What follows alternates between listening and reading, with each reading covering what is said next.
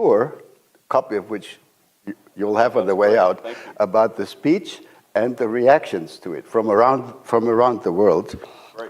This intense debate about how fundamental values, how the freedom of speech, the rule of law should be interpreted and applied continues to this day. Sure. But when we prepared for this meeting with your team yesterday, we agreed, and they agreed, that today we should try to focus on current challenges of foreign policy, sure, which confront us together. So thank you again for making yourself available. We don't have a great deal of time, so I'll not come up with a long introduction, and I just want to get us started.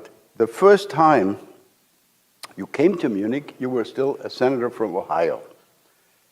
What I associate with Ohio is the Dayton Agreement 30 years ago in 1995. I was at that time actually the German negotiator. So I actually lived in Dayton, Ohio for one entire month. So and why is this important? Because it was through U.S. intervention, that peace was brought about in Europe, sure, in the Balkans at that time. So if I may, let me ask my first question about the U.S. and Europe. A distinguished former U.S. diplomat, Richard Holbrooke, wrote almost exactly 30 years ago in a Foreign Affairs article that the United States is and should remain a European power. Today, 30 years ago, my question is, do you think that the United States should continue to see itself as a European power? In Munich, remember, you actually said, and I quote, "We are still on the same team." Are we, and what does that mean for the U.S. presence in Europe and relationship with Europe? First question. Sure. Well, first of all, thank you, and I'm sorry my microphone apparently is broken, but we have another one, so that's good. So everybody can hear me now, right? Everybody can hear me? Great, good. So first of all, thrilled to be here and thrilled to have this conversation. I've been looking forward to it. And yeah, I do still very much think that the United States and Europe are on the same team.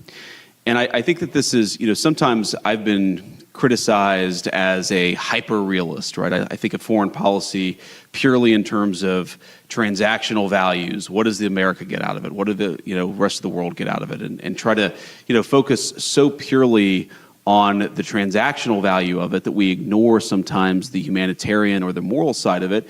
And I think at least with Europe, that's actually not a full encapsulation of my views, because I think that European civilization and American civilization, European culture and American culture are very much linked.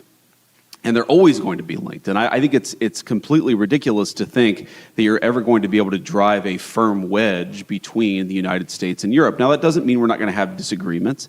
And of course, you brought up the speech earlier. It doesn't mean that Europeans won't criticize the United States or the United States won't criticize Europe. But I do think fundamentally we have to be, and we are, on the same civilizational team. And I think obviously there's a big question about what that means in the 21st century. I think, obviously the president and I believe that it means a little bit more European burden sharing on the defense side. I think that it means that all of us, frankly, on both sides of the Atlantic have gotten a little bit too comfortable with the security posture of the last 20 years, and that, frankly, that security posture is not adequate to meet the challenges of the next 20 years. So there are a lot of ways in which this alliance will evolve and change, in the same way that the alliance evolved and changed from 1945 to 1975 and from 1975 to 2005. I do think that we're in one of these phases where we're going to have to rethink a lot of big questions, but I do think that we should rethink those big questions together. That is a fundamental belief of both me and the president. And you mentioned this is my third time speaking with the Munich Security Conference Group. Obviously, the first couple of times were in Munich, and I always remember very fondly, of course, that the very first time it was as a United States Senator representing Ohio, and I'm glad you got to spend a month in Dayton. I love Dayton. It's kind of the closest big city, if you can call it a big city, to where I grew up.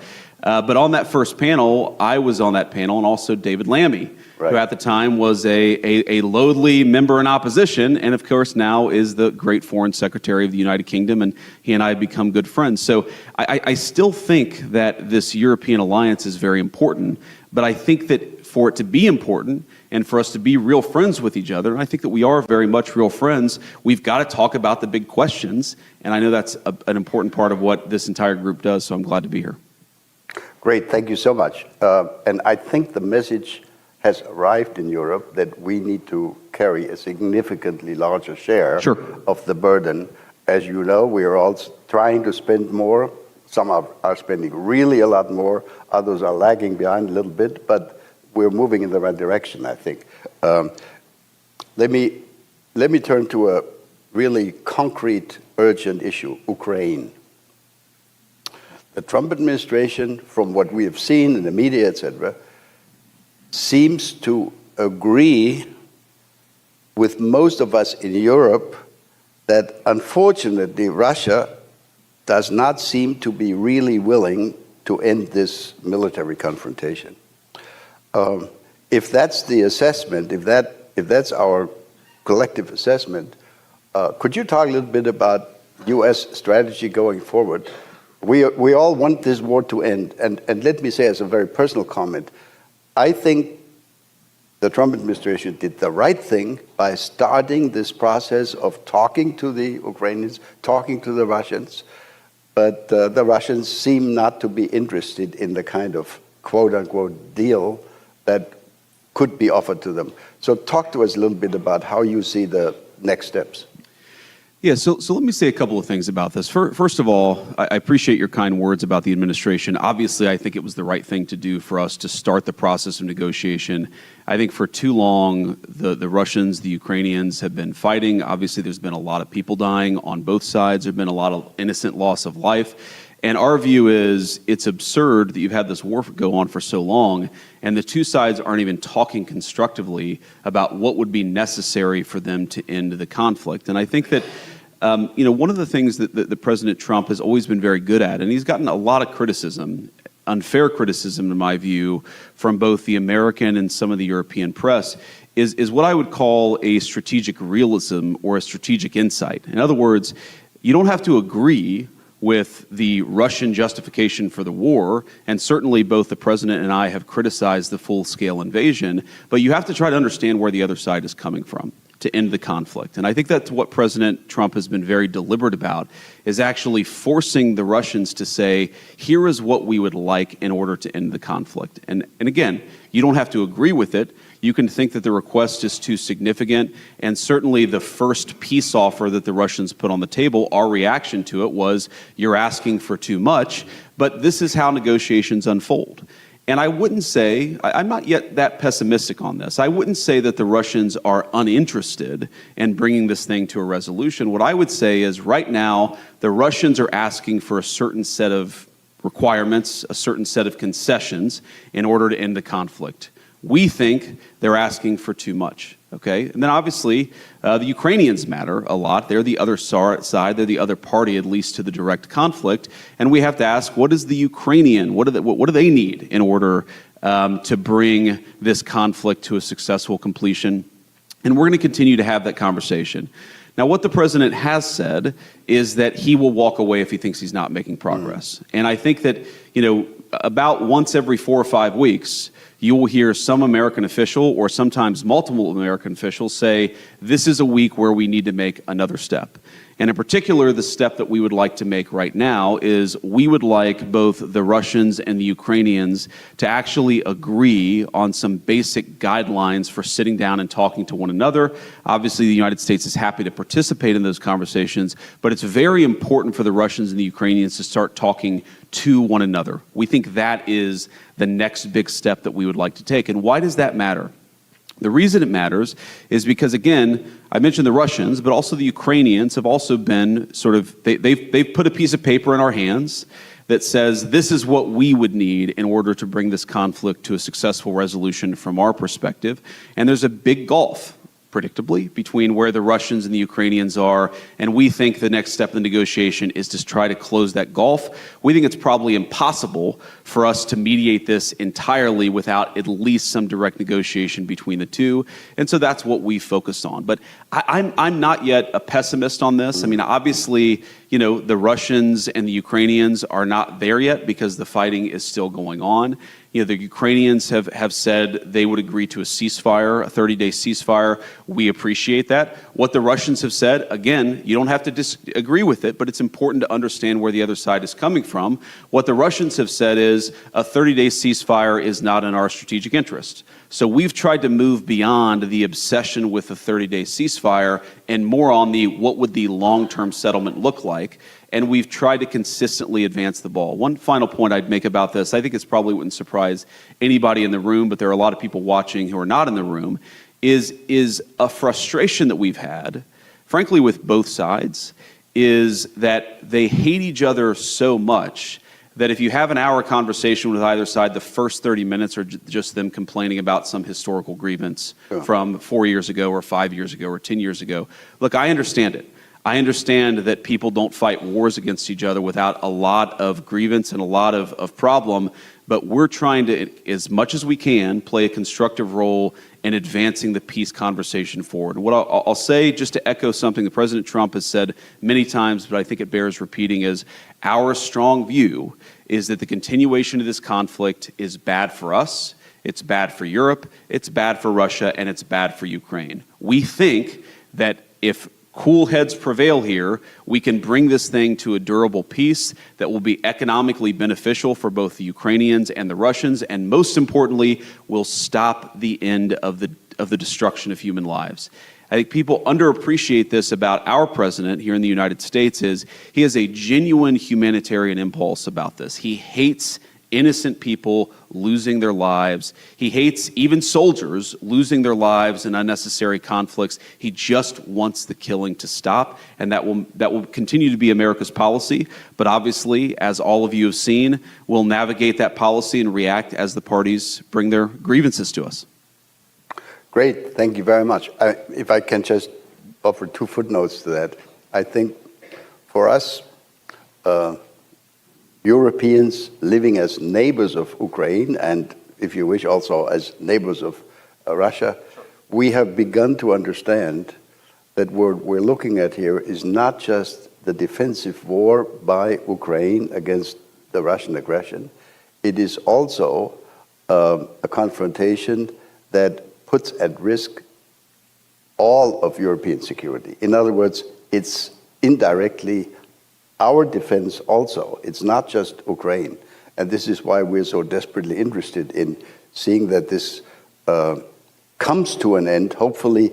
And I think the real trick for negotiations and for a conclusion of this is going to be that it's going to be lasting and not broken in the next 3, 6, or 9 months again.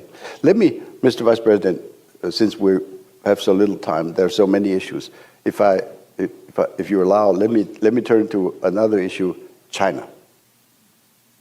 That's a key, as we understand, a key challenge for the United States, for your foreign policy. It's also of tremendous interest for us in Europe. So the United States has defined China as the key strategic challenge going forward for coming probably many years. This has also been the justification, the reasoning when American staff members of yours tell us the United States must be much more present in Asia and will therefore need to reduce their presence, their strength, etc., in Europe. But now there are some signals in the media that the United States government, that the White House might actually be interested in a strategic deal with China, maybe even including on Taiwan. Could you talk a little bit about the China strategy of the Trump administration? Yeah, so I haven't seen those reports that you mentioned, a strategic deal on Taiwan, so I wouldn't speak to that. I certainly would say that there has been no conversation between our governments about a strategic deal on that particular question. What we have talked about, of course, is that we cannot absorb the producer surplus of the entire world. That has been the role of the American economy for the past 30 years. In some cases vis-a-vis Europe, and by the way, we don't blame, for example, the Germans for pursuing a policy that makes their exporters strong. We just wish that American leadership had pursued a policy that made our exporters strong, because now we find ourselves in a very precarious place. And when I say we, I mean the entire West. I mean the NATO alliance, I mean the United States and Europe, which is that we become, in a world of hyper-complicated, hyper-globalized supply chains, we find ourselves more and more reliant on countries that may not have our best interests at heart. And even if they're halfway decent trading partners, it's still a little bit risky to put all of your eggs in one proverbial basket economically. And what the president has said is we must rebalance the global economy vis-a-vis China. We cannot absorb hundreds of billions of dollars, close to $1 trillion per year in annual surplus, most of it coming from the People's Republic of China. And what that's going to mean in the rebalancing is that we think that the PRC is going to have to, frankly, let their own population consume a little bit more. They've held consumption levels down in order to increase these massive exports. It means that American manufacturers are going to have to be treated more fairly in some of these global trade deals. It means we're going to have to cut some new trade deals with some of our friends in Europe, but also with some of our more adversarial nations.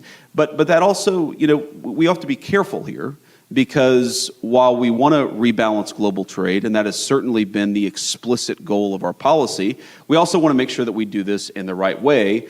And yes, you've seen media reports that the Chinese reached out to the United States. Of course, we're going to sit down and talk to them. I'm not going to divulge too many details or prejudge the negotiations, but we want to rebalance trade in the interests of American workers, in the interests of American manufacturers. That is our policy. We think that we can do that while preserving at least an open dialogue with the PRC and with a lot of other nations all over the world. But that doesn't mean the old way of doing business is going to be stable or that it's going to persist. It simply cannot. It was not sustainable 10 years ago. It was certainly not sustainable 4 years ago, and we're very, very committed to changing it. But we're open to having conversations with both, again, our friends and more adversarial nations about what that rebalancing ultimately looks like. And people have to remember, Liberation Day, which was where the president announced this fundamental change, I think, in the global trading system, that was almost exactly 30 days ago. So we are in the early innings of a very significant shift. I think that shift is going to really inure to the benefit of both the United States, but also of Europe. But it's fundamentally, it has to happen, and it's going to happen under President Trump's leadership. All right. I think it's great if there are beginning discussions between you and the Chinese. Could you expand a little more on what would your expectations be for an EU-US successful discussion of these trade issues? Is there any message that we can take home to our friends in Brussels? Because that's also, from our point of view, obviously a very urgent issue. Yeah, so to put it very simply, and we've obviously had great conversations with a lot of our European friends at the very senior levels between the president and heads of state, between me and officials in European governments, but also with trade representatives and also the very nitty-gritty technical details of a trade agreement. So these conversations are ongoing. But I'll throw a few general principles out there. I think the first is that, again, America wants its exporters and by implication its workers to be treated much more fairly. We want American markets, in the same way that American markets have been open to a lot of European goods, we'd like a lot of European markets to be open to American goods. Now there's an agriculture component to that, there's a value-added manufacturing component to that.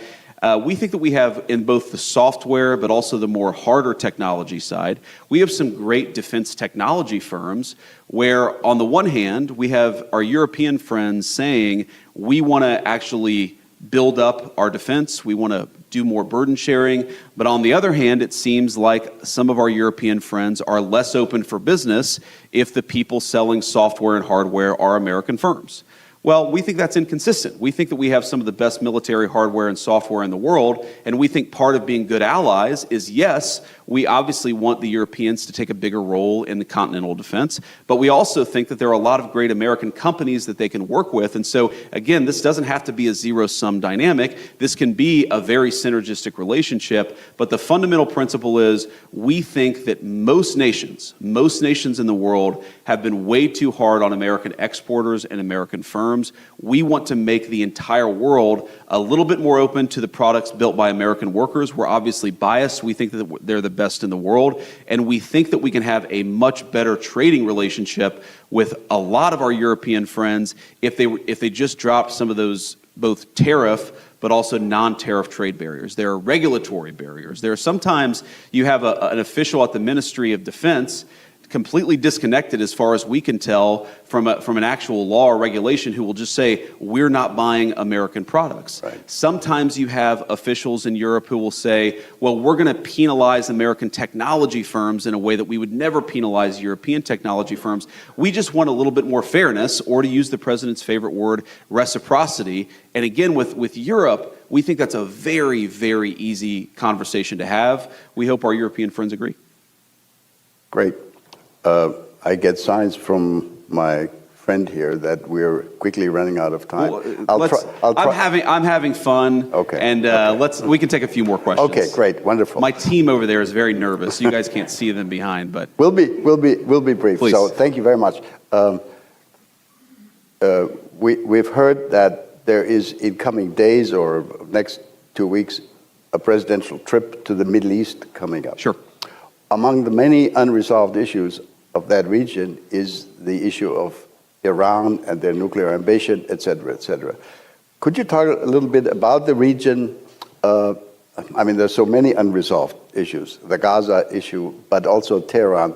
What would your expectation be? What would the goal be? Would you go for zero enrichment by Iran? Some people have suggested that. Or are we looking at a replay of the earlier, agreement that was reached 10 years ago? Yeah. So there are a couple issues with the earlier agreement. The JCPOA, right, as it's called here in the United States, and I assume in Europe. But here the two big issues with that agreement are, number one, the enforcement or the inspections regime was incredibly weak. And I don't think that it actually served the function of preventing the Iranians from getting on the pathway to a nuclear weapon. That's one thing that must be different. And then second, yes, we believe that there were some elements of their nuclear program that were preserved under JCPOA that, yes, they weren't nuclear weapons. Iran doesn't have a nuclear weapon, but allowed Iran to sort of stay on this glide path towards a nuclear weapon if they flip the switch and press go. And we have to think about this not just in terms of Iran, which, again, the president has said this. We think that there is a deal here that would reintegrate Iran into the global economy, that would be really good for the Iranian people, but would result in the complete cessation of any chance that they can get a nuclear weapon. And that's what we're negotiating towards. And as the president has said, that's option A. And option B, if option A is very good for the Iranian people and even some of the folks, the leadership in Iran, option B is very bad. It's very bad for everybody, and it's not what we want, but it's better than option C, which is Iran getting a nuclear weapon. That is what is completely off the table for the American administration. No ifs, ands, or buts. Now, there are a couple of other things that are worth thinking about, because this is not just about Iran. If Iran gets a nuclear weapon, which country then next gets a nuclear weapon? And then when that country gets a nuclear weapon, which country after that? We really care not just about Iran, but about nuclear proliferation. And the president said this in an interview a few weeks ago. It's one of these things that in the maelstrom of the media, the signal and the noise, this was very much signal, but it got lost in the noise. The president hates nuclear proliferation. I hate nuclear proliferation. And I think that the president would be very open to sitting down with the Russians and the Chinese and saying, look, let's get this thing in a much better place. Let's reduce the number of nuclear weapons that are in the world writ large. That's obviously not a conversation for tomorrow. That's a conversation, God willing, for a few years from now. But there is no way you get to that conversation if you allow multiple regimes all over the world to basically enter this sprint for a nuclear weapon. And we really think that if the Iran domino falls, you're going to see nuclear proliferation all over the Middle East. That's very bad for us. It's very bad for our friends. And it's something that we don't think can happen. So without prejudging the negotiations, I will say so far so good. We've been very happy by how the Iranians have responded to some of the points that we've made. We've been very happy that some of the intermediaries and some of the folks who are in the room, the role that they've played, the Omanis in particular, have played a very positive role, and we're very grateful to that. So far, we're on the right pathway, but this is going to end somewhere. And it will end either in Iran eliminating their nuclear program, their nuclear weapons program. They can have civil nuclear power. Okay, we don't mind that, but let me ask this basic question. Which regime in the world has civil nuclear power and enrichment without having a nuclear weapon? And the answer is no one. No one right now has a civil nuclear program with their entire enrichment infrastructure that can enrich to the 90+% needed to get to fissile material and a nuclear weapon. So our proposition is very simple. Yes, we don't care if people want nuclear power. We're fine with that, but you can't have the kind of enrichment program that allows you to get to a nuclear weapon, and that's where we draw the line. Great. I think most of us would totally agree with that, and especially, I think, speaking on behalf of a non-nuclear country, with the goal of maintaining the nuclear non-proliferation regime. Yes. That's very important. That allows me to turn to my next or last question on NATO, because most people don't understand that the fact that we've had NATO under U.S. leadership for the last 70 years, that has been an essential instrument of international non-proliferation. Yes.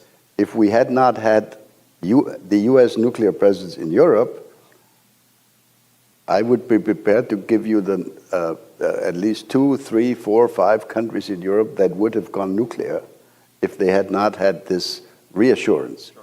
So NATO has played a big role in nuclear non-proliferation. In 6 weeks' time, we have a NATO summit coming up. And again, there are many issues. One will be the continuing issue of defense spending. As we mentioned earlier in our discussion, Europeans are doing more, but we've also listened to demands coming out of the administration that are even more ambitious. So could you talk a little bit about your level of expectation? What would be your desired outcome of that NATO summit in terms of defense spending, in terms of how much Europe will need to do on its own in order to relieve the United States more in Europe? Yeah, so I think there are a couple of different components to this. So first of all, what the president has said is he'd like to see 5% spending on defense in NATO.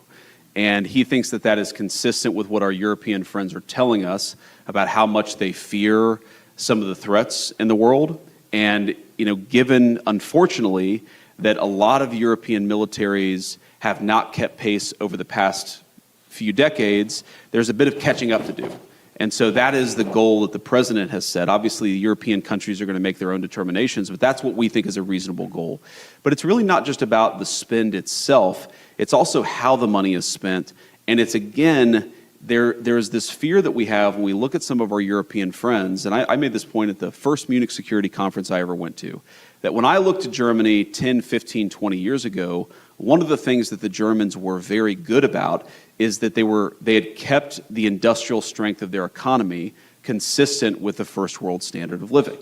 But now what we see in Europe is a lot of our European friends are deindustrializing at the very moment where we're all seeing the hard power underpinning, or the economic underpinning of real hard power requires very strong and powerful industry. And so it's not just spending money, as important as that is, it's making sure that the same economic engine that powered first world living standards is actually geared towards producing, God forbid, weapons of war if those weapons of war are ever necessary. And so I think there's both an economic component to this that's completely divorced from the spending levels, and then of course there's the spending levels too. But we really want and we really care about Europe being self-sufficient. I gave an interview a couple of weeks ago where I actually tried to make the point that yes, we're going to have disagreements with Europe and Europe will have disagreements with us. Sometimes, I would hearken back to 2003 United States policy in the Middle East. I frankly wish we had listened to our European friends. But I think this is an area where we're fundamentally right, and I think it's gratifying to see so many of our European friends recognize that and recognize that Europe does really have to play a bigger role in continental defense. I think we're all aligned on it. It's just a question of getting there, and most importantly, getting there quickly. There is a glimmer of hope in our country, in Germany. As I'm sure you've seen, we've eliminated the so-called debt brake. Yes. When it comes to defense spending. So there is now the opportunity for the incoming new government in Germany to spend significantly more.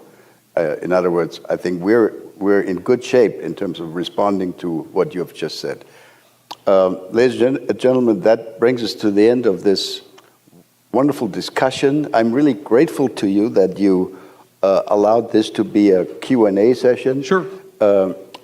We could continue this, I'm sure, for the rest of the morning, but I know you have other things coming up.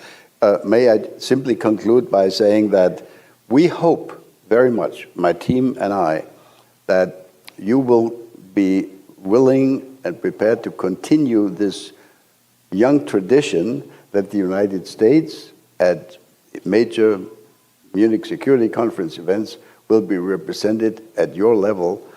You are not the first Vice President of the United States who has come to the Munich Security Conference, but we are extremely grateful that you came in your new position. Please come again to Munich next year. Thank you very much, Mr. Vice President. Thank you.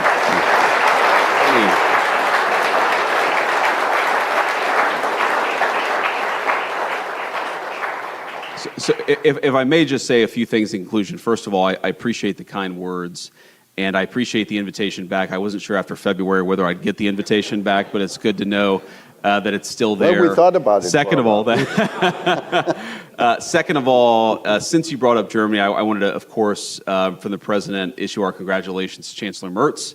And I know that we'll have a conversation with him in the next couple of days, but we're looking forward to it. And the final point that I'd make is not to rehash what's in that document, but one of the things that I said in that speech that didn't get as much airplay, but I thought was just as important, is that everything that I said there applied as much to the previous American administration as it did any government in Europe. Oh. And I think that I mean this from the heart and as a friend, that there is a trade-off between policing the bounds of democratic speech and debate and losing the trust of our people. Every single country, and we're all going to draw the lines a little bit differently, every single country says there are things that are outside the realm of political debate. I understand that, I accept that, and I'm fine if one country is going to draw those lines a little bit differently than the United States. But I think all of us, including especially the United States, we have to be careful that we don't draw the lines in such a way that we actually undermine the very democratic legitimacy upon which all of our civilization rests. And I think that is fundamentally the point here. It's not Europe bad, America good. It's that I think that both Europe and the United States, we got a little bit off track, and I'd encourage us all to get back on track together. We're certainly willing and able to participate in that work, and I think all of you all too. Thank you. God bless you. Great. Thank you so much.